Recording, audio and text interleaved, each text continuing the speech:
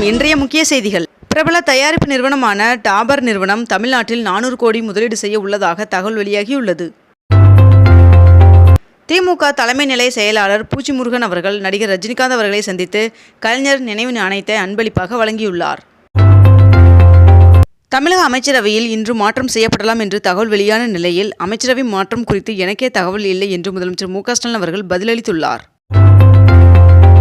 7.5% இடஒதுக்கீட்டின் கீழ் சிறப்பு பிரிவினருக்கான மருத்துவ கவுன்சிலிங் தொடங்கியது. முதலமைச்சரின் ஆராய்ச்சி ஊக்கத்தொகை திட்டத்தில் தேர்வு செய்யப்பட்ட 120 மாணவர்களுக்கு 25,000 ஊக்கத்தொகை பெறுவதற்கான ஆணையை முதலமைச்சர் மு க ஸ்டாலின் அவர்கள் வழங்கினார்.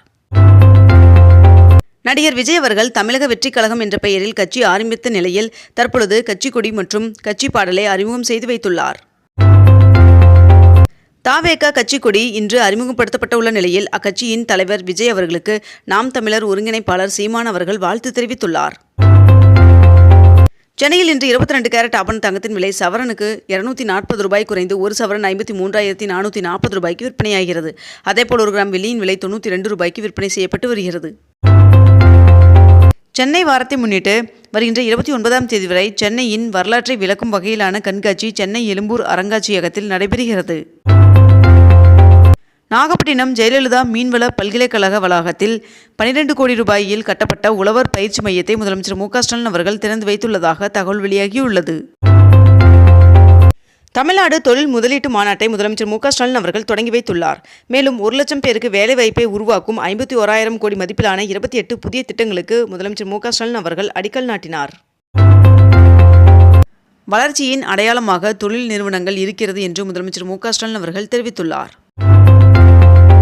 மறைந்த முன்னாள் முதல்வர் கருணாநிதி அவர்களின் 100ஆண்டு நினைவை ஒட்டி அவரது உருவம் பொறிக்கப்பட்ட தமிழ் வெல்லும் என்ற வசனத்துடன் வெளிப்பட்ட 100 ரூபாய் மதிப்புள்ள நாணயம் 50 லட்சம் ரூபாய்க்கு விற்பனை ஆகியுள்ளதாக தகவல் வெளியாகியுள்ளது.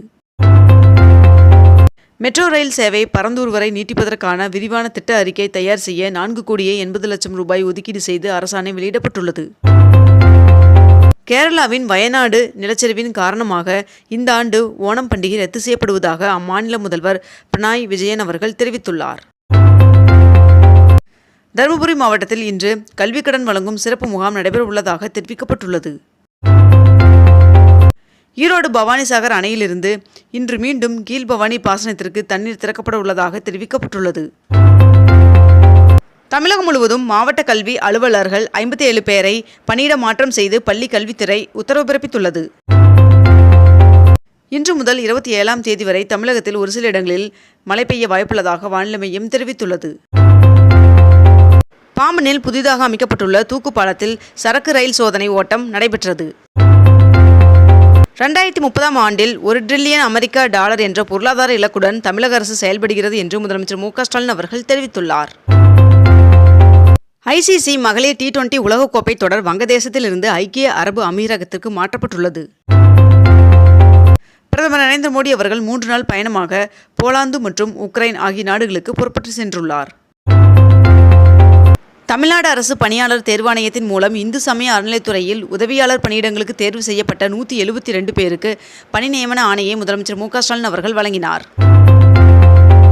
தேர்தல் வாக்குறுதியின்படி திருவாரூர் மாவட்டத்தில் 70% பணிகள் நிறைவேற்றப்பட்டுள்ளது என்று அமைச்சர் TRB ராஜா அவர்கள் தெரிவித்துள்ளார்.